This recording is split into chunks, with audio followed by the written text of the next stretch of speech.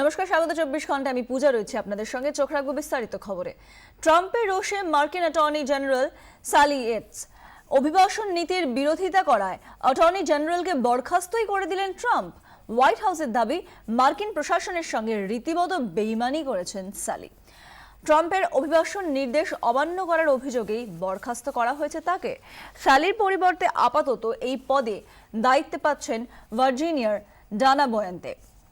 মার্কিন অভিবাসন দপ্তর জানিয়েছে, অভিবাসন সংক্রান্ত নয়া নীতি ঘোষণার পরেও ওবামার আমলে অভিবাসন নীতি অনুসরণ করছিলেন সালি। ট্রাম্প টুইট করে সালিকে সরাসরি ওবামার লোক বলেই তোপ দেগেছেন।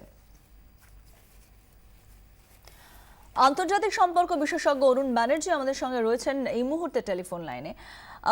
এই বিষয়টাকে আপনি কিভাবে দেখছেন? ট্রাম্প যেভাবে তিনি একের পর এক সিদ্ধান্ত নিচ্ছেন, এই বিষয়টাকে আপনি কিভাবে দেখছেন?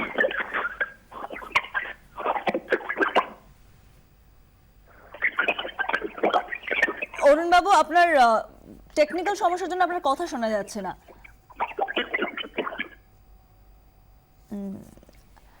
আমরা স্পষ্টভাবে অরুণ বাবুর কথা শুনতে পাচ্ছি না। আবারও তার সঙ্গে যোগাযোগ করার চেষ্টা করছি। ট্রাম্পের রোষে মার্কিন অ্যাটর্নি জেনারেল সালি ইয়েটস অভিবাসন নীতির বিরোধিতা করায় অ্যাটর্নি জেনারেলকে বরখাস্তই করে দিলেন ট্রাম্প। হোয়াইট হাউসের দাবি, মার্কিন প্রশাসনের সঙ্গে রীতিমতো বেইমানি করেছেন সালি। ট্রাম্পের অভিবাসন নির্দেশ অমান্য করার অভিযোগেই বরখাস্ত করা হয়েছে তাকে। আমাদের সঙ্গে রয়েছেন, আমরা যোগাযোগ করতে পেরেছি অরুণ ব্যানার্জির সঙ্গে। অরুণ বাবু, ট্রাম্পের এই সিদ্ধান্তকে আপনি কিভাবে দেখছেন? আমার তো মনে হয় অনেকটা সেই আনগাইডেড মিসাইল যেটাকে বলে বড়াল অমর্ত্য সেন আমাদের ডিমনিটাইজেশন পলিসির জন্য সেরকমই হয়েছে জিনিসটা। আচমকা এরকম সিদ্ধান্ত নেওয়া, সেটা তো কোনো লিগ্যাল স্যাংশন আছে বলে আমার মনে হয় না। এবং হ্যাঁ, বলুন।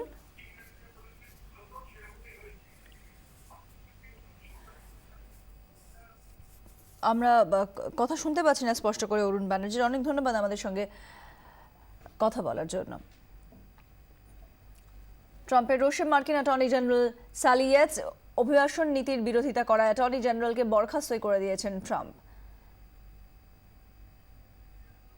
আমরা যোগাযোগ করেছি আন্তর্জাতিক সম্পর্ক বিশেষজ্ঞ শ্রীরাধা দত্তের সঙ্গে। শ্রীরাধাদি, যেটা আপনার কাছে জানতে চাইবো যে এই ট্রাম্পের সিদ্ধান্ত এবং যেভাবে তিনি সেটা কার্যকর করার চেষ্টা করছেন, কি মনে হচ্ছে এটা কি প্রভাব পড়তে পারে? পুরো জিনিসটাই এটা যদি অ্যাটর্নি জেনারেল কথা বলছেন আপনি, তাই তো? আপনি প্রথমে আমি শুরু করি অ্যাটর্নি জেনারেলের যেটা পজিশনটা। আমার মনে হয় একটা প্রথমে তো জিনিসটা লিগাল কিনা, কনস্টিটিউশন কিনা, সেটা হচ্ছে দেখার জায়গা। নর্মেটিভ জাজমেন্টটা বোধহয় অ্যাটর্নি জেনারেলের জায়গায় পড়ে কিনা সেটা আমার প্রশ্ন প্রথমে। বাট উনার একটা পজিশন রেখেছেন। তারপরে প্রেসিডেন্ট যেটা এত তাড়াহুড়ো করে জিনিসটা করেছেন, ইনফ্যাক্ট এরও তো একটা কনস্টিটিউশনাল প্রসেস আছে যে কিভাবে করা যায়। She was the acting general, we know that. And উনি অ্যাক্টিং জেনারেল অন্যজনকে কনফার্ম করবেন, সেটা পরের কথা। কিন্তু পুরো জিনিসটা আমার মনে হচ্ছে অদ্ভুত একটা ইম্যাচুরিটি জায়গা কোথাও জিনিসটা আমার লাগছে যে এরকম ভাবে একটা ডেভেলপ ডেমোক্রেটিক দেশে আমরা যেই দেশ থেকে এত কিছু ফান্ডামেন্টাল লিবার্টি সব শিখেছি বা আমরা দেখি সবসময়, আমরা অ্যাসপিরেশনাল, সেই দেশে এই জিনিসটা হচ্ছে খুবই অদ্ভুত লাগছে। এত হেস্টি কিছু জিনিস হতে পারে, সেটাই অভাবনীয় অ্যাকচুয়ালি। কারেক্ট তো হচ্ছে না সেটা তো বটেই, কিন্তু পুরো জিনিসটা কি কনস্টিটিউশনালি যাচ্ছে, সেটাই আমার প্রশ্ন এখানে। শ্রেয়াদি, এখানেই জানতে চাইবো, যেভাবে ডোনাল্ড ট্রাম্প তিনি সিদ্ধান্ত নিয়েছেন অভিবাসনের ক্ষেত্রে এবং তারপর সেটা কার্যকর করার জন্য তিনি যেভাবে কঠোর পদক্ষেপ নিচ্ছেন একের পর এক, এবং খুব অদ্ভুত যেটা, এর কি ধরনের প্রভাব পড়তে চলেছে কি মনে করছেন আপনি? দেখুন, আমি বারবার বলি যখন কথা ওঠে যে একটা খুব স্ট্রং কিন্তু সাপোর্ট বেস ওনার আছে, না হলে উনি আজকে প্রেসিডেন্ট হতেন না। সেটা যতটা সত্যি, অন্য দিকটাতে উনি যেটা করছেন, ওনার পলিসিটা যেইভাবে উনি কার্যকর করতে চলেছে, আমার ওই জায়গাটা নিয়ে আমি পলিসি রাইট রং সেটা আমি বলছি না, কিন্তু একটা প্রসেস আছে সবকিছুর।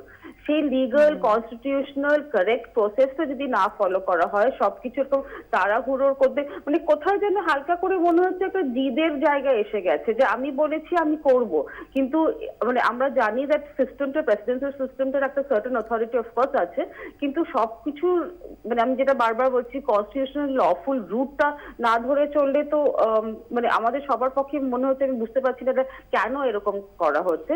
আর স্বাভাবিকভাবে আমরা অলরেডি দেখেছি দেশটাতে মানে সবার রাগ ফেটে পড়েছে, মানে উমেন্স মার্চ থেকে শুরু করে এয়ারপোর্টে যেরকম সিনস আমরা দেখতে পাচ্ছি, সবকিছু মিলিয়ে একটা মানে সবার কাছে ক্ল্যারিটি কম, ফাইন ডিটেলটা কেউ এখনো বুঝতে পারছে না, ব্রড পিকচারটা। আর সেটাও একটা বটে যে ফাইন ডিটেলটা বুঝতে পারলে আমাদের সবারই, আমার একেবারেই তাই। অনেক ধন্যবাদ শ্রেয়া হ্যাঁ, দত্ত, ব্যালেন্সটা আন্তর্জাতিক সম্পর্ক বিশেষজ্ঞ আমাদের সঙ্গে ছিলেন এতক্ষণ টেলিফোন লাইনে।